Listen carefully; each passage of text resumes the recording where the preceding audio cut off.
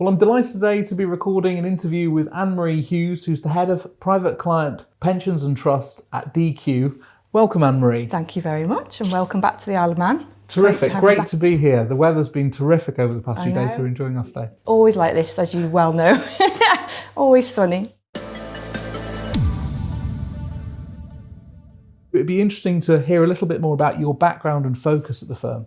Yeah, sure. So DQ is a full-service Isle of Man law firm. So we're a firm of advocates in the Isle of Man. I personally, as you just said, head up the private client department, which also incorporates trusts and pensions. So private client law is my background, really. I qualified as an English solicitor and then also as an Isle of Man advocate. I'm kind of born and bred Isle of Man, so I'm from the Isle of Man, so very pro everyone come to the Isle of Man to live, work and do business. So as I say, the law firm as a whole, we have a corporate department, a litigation department, which incorporates a really strong employment law team, which again helps with the whole relocation, immigration issues, and also a really good regulatory and tax team too. So it's quite a broad range of subjects and issues that we deal with at the firm. There's about 32 of us at the firm now, so we're kind of at a really nice size that we can move quickly and respond to things quickly and have good service levels, whilst at the same time keeping that kind of director level personal contact with our clients too, so they always have access to a director and they don't kind of get lost in a kind of a larger firm. So yeah, that's how we like to approach our business. And I imagine you work with intermediaries both here on Ireland and internationally for any Isle of Man issues. That's exactly right. So for me personally, a lot of my clients are the local fiduciary businesses. So that's the trust and the pension companies in the Isle of Man. So we work very closely with them and have very good, long-standing, strong relationships with those companies, which is really important to us. And we also, as you say, we have a lot of referrals that we have from UK intermediaries and law firms particularly, so in London, the North West, and also we have really good contacts in Dublin too. So being in the Isle of Man, it's great because you're kind of in the middle. So Ireland or UK is quite easy for us, and we like to have that kind of both the options there. So yeah, that's probably the mainstay of our business. Fantastic. So just picking up on some of the trends around relocation, we're just coming out of this extraordinary period, the pandemic. The Isle of Man, I think, has done very well throughout the management of that pandemic. Yes. Have you seen it from your side? Have you seen an influx of new businesses and people coming onto the island? Yes. So obviously the pandemic was a difficult time for everybody. And when it first began, I think it was kind of natural that people were worried as to how that would affect business locally and for Isle of Man businesses and our own firm, obviously, and our employees. But actually, we were up and running quite quickly as a firm because our advocates already were able to work from home. We're quite flexible in the way that we work anyway, which was good. But we saw actually that business continued to be, quite steady. And having spoken to some of our fiduciary clients, they actually saw an increase in the business that they were doing, even though they weren't able to do the usual kind of travelling and business development trips that they would have done before.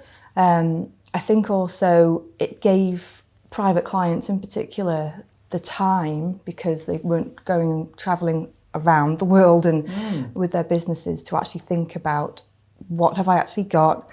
What are my issues in terms of my business and my family? Is this the good time to look at any structuring that I have done and change things around? Or people that haven't ever done anything then started to plan what they wanted to do, having those conversations with their advisors about succession, how they can get younger generations more involved, all of that kind of stuff that they maybe hadn't thought about. And of course, unfortunately, with being a pandemic, everyone had a greater kind of sense of their own mortality that, unfortunately, it really is an important thing to have your will and estate. Focus the mind on planning. Yeah, exactly. So we also saw that actually kind of bizarrely, because the Isle of Man being an island, we were able to close our borders and effectively have no COVID at all for a period of time, which meant that we were all kind of isolated from it in a way, and going about our normal lives here and going out and, as if nothing was happening almost. But having that kind of option, if you like, I think appealed to people who, in times of uncertainty and living in other countries that maybe don't have the security that we do, in terms of low crime levels, and generally it being a very safe place, nice and quiet kind of place to live, the outdoors, all the nice environment to live in, the stability of government, all of these things kind of moved up people's list in terms of what they're looking for from a jurisdiction and where they live. And people were buying property here without having even actually physically been able to travel here to see the property. It was just kind of the property market went a bit crazy, really. That all of those things, I think, kind of played a part together to kind of make the Isle of Man actually a really more desirable place to think of, to move to than I would always have said that it was anyway. Yeah. Do you think that the remote working and work from home trends kind of freed up entrepreneurs thinking, oh, actually, I don't need to be based, for instance, in the Northwest or in the UK. I can run business from another place, and actually I like spending time in the Isle of Man, or got other connections here.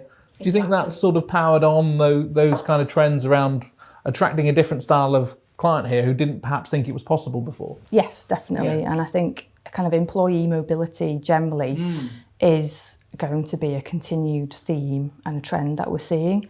And that's one of the reasons as well that the government over the last year has been doing a lot of work in kind of marketing Isle of Man in terms of international pensions as well. But not just international pensions, as a place for a hub for employee benefits more widely.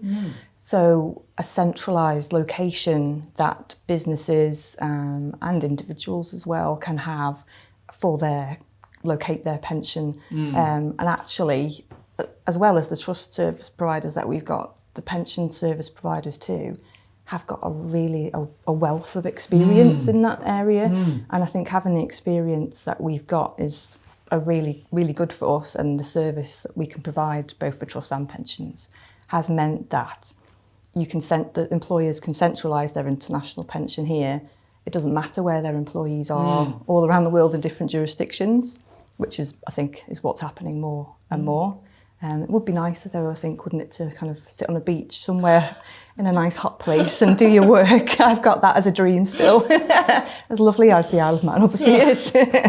So there's a lot of innovation on the structuring side. Perhaps you could lay out some of the areas where you're seeing change and that's being adopted by fiduciary clients in structuring. Yes. So trusts are still, I think, a very important wealth planning tool in the Isle of Man, and they have been for a long time. I think they almost fell out of favour in terms of the UK obviously made a lot of tax law changes, and in the past we would have seen trusts and Isle of Man structures kind of a long time ago being used primarily for tax planning purposes, but that's not the case anymore. It's moved so far away from that now. As I mentioned earlier, we're very much more about kind of traditional, if you like, private client wealth and estate planning, family succession, and what can be done for families in that sense. And trusts are really flexible in terms of what you can do with them. But also, we introduced foundations in the Isle of Man a few years ago, and we're seeing those now becoming more and more popular as well. They're more understood, I think, in civil law jurisdictions that don't prefer them to trust, for example. But also, I think, again, offshore and the media hasn't had, there's been a negative media potentially in the last few years around offshore. And we're obviously always trying to give the positive side of our jurisdictions, and that's just not the Isle of Man, but the likes of the Channel Islands as well.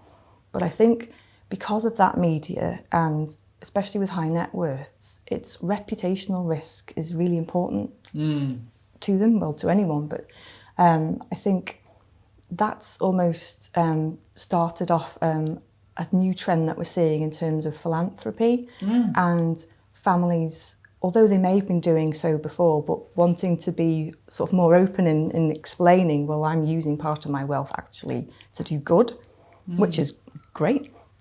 So we're seeing more foundations being used for charitable, as charitable foundations.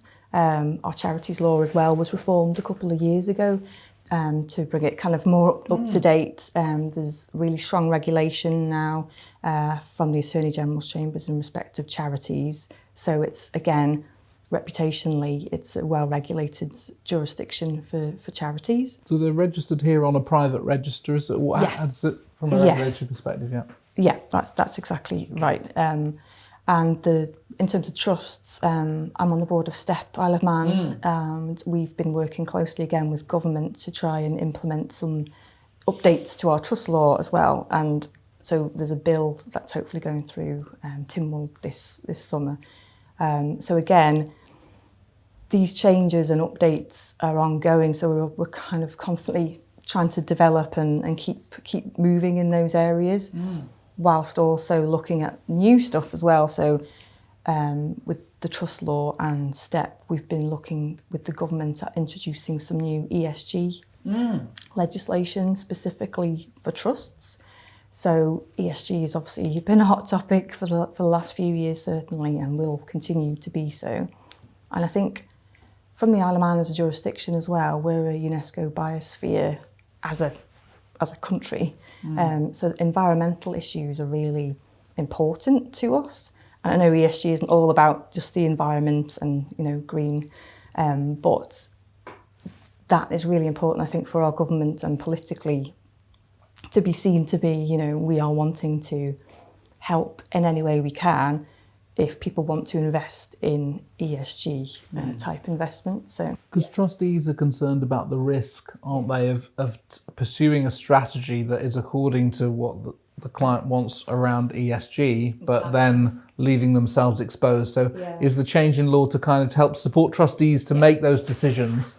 Yeah, that's exactly right. Yeah. So at the moment, as it stands, under case law, really acting in the beneficiary's best interest has been seen to be acting in their best financial interest. So if you had taken into account ESG issues and maybe invested in something that wasn't the best investment, if you kind of compared it to another non-ESG investment and you made a loss, as you say, then that's a risk to the trustees and they have potential liability and a claim against them. So the new legislation would say, make it absolutely expressly clear, because you could potentially put into the trust deed and allow the trustees to take these considerations into account, but to have it in statute that they can do so without fear of, if there's a loss, that they are held liable.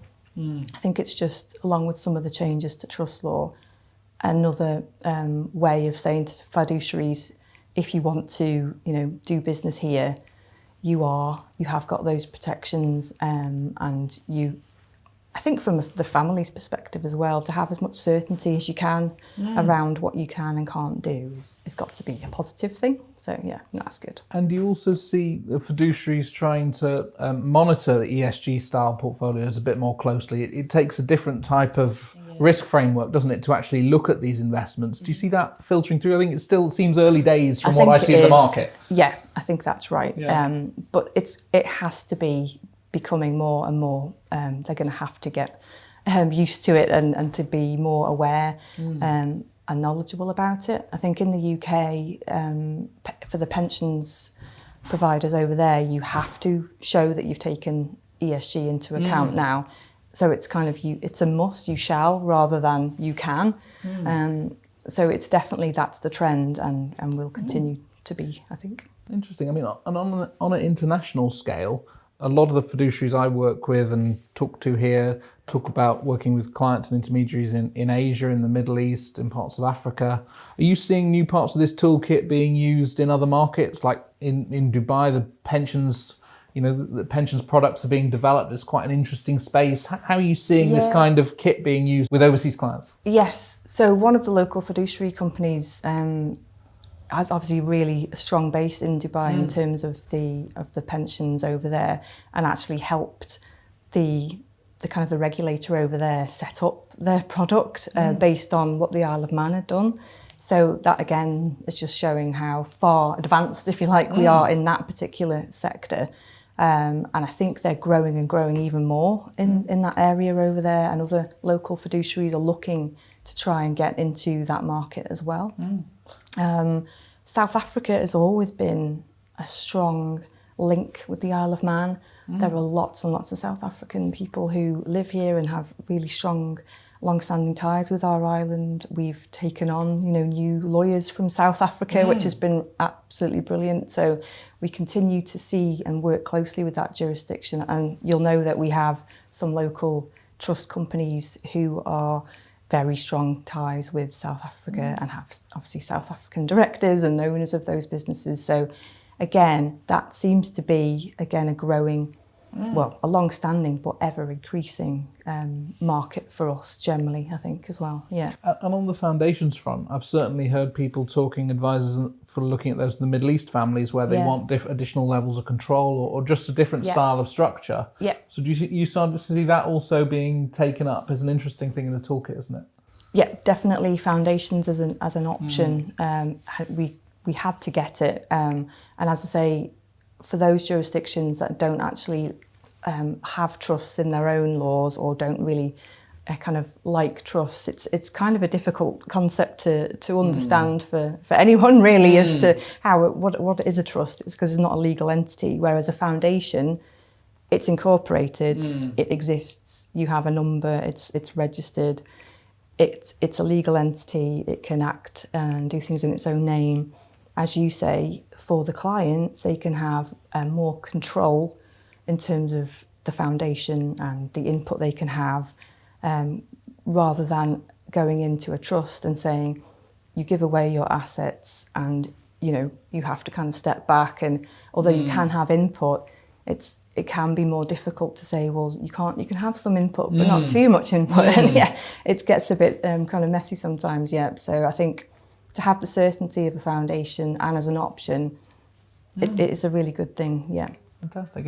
And also, the Isle of Man has been at the forefront of innovation around tech. It's attracted, the gaming sector, which brings with a lot of IP and knowledge. That's right. Crypto and digital assets. There's lots of people that I talk to about those different types of new assets coming through here. Yeah. How do you see that filtering through to the business environment or innovation that's happening on the island? Yes. So obviously, as you say, we have lots of e-gaming companies here, and they're a massive part of our economy, and lots of people employed by those companies in the Isle of Man. And then that's kind of, as you say, it's kind of built out now into more different crypto companies arriving, other gaming companies. And from the legal perspective, we've seen an increase in queries for legal opinions from new businesses wanting to set up here on the Isle of Man, which has been great, and wanting to kind of create platforms on which tokens can be traded, for example, and what are the legal and regulatory implications of those doing those activities here.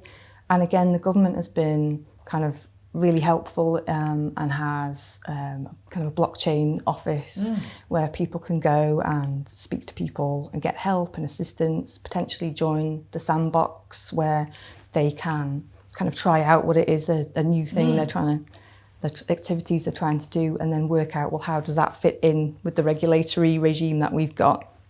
So it's all quite working together, which I think, I think that's really good. And from the regulatory team that we've got, that has been an ever increasing now area of work and queries that we're getting in.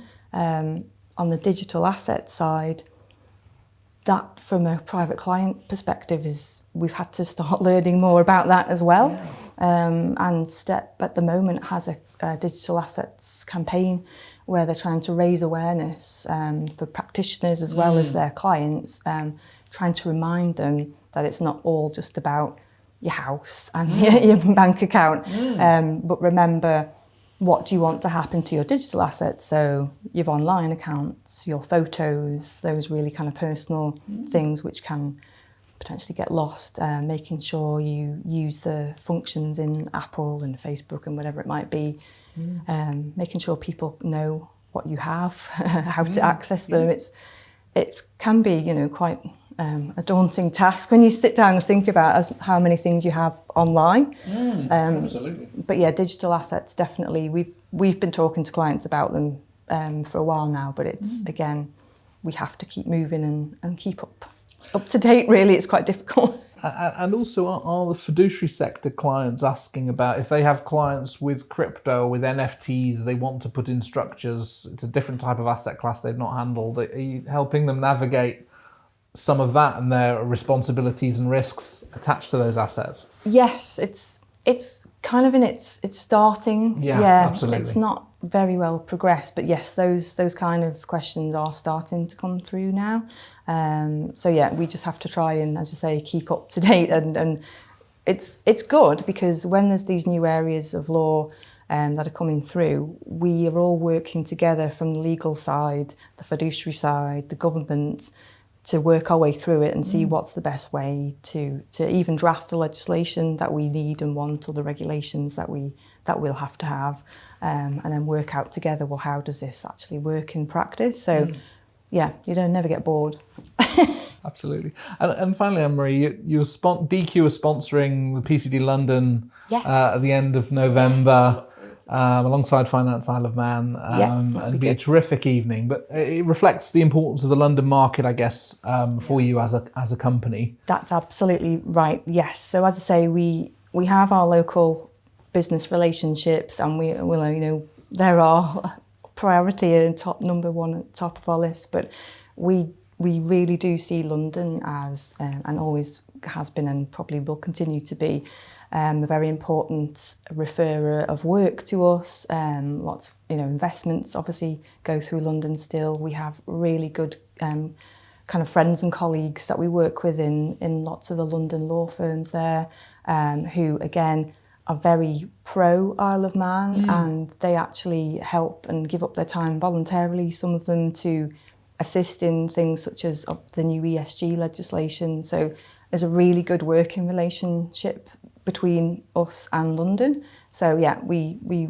obviously want that to continue and to kind of show our continuing commitment to, because it's a two-way relationship, and where we can refer work back, we obviously do. So yeah, London is definitely one of our top priorities, and it always probably will be. So yeah, I look forward to seeing you there. Brilliant. Well, look, lovely to talk to you today, Annemarie. We look forward to sharing this interview. Always is. Thank you.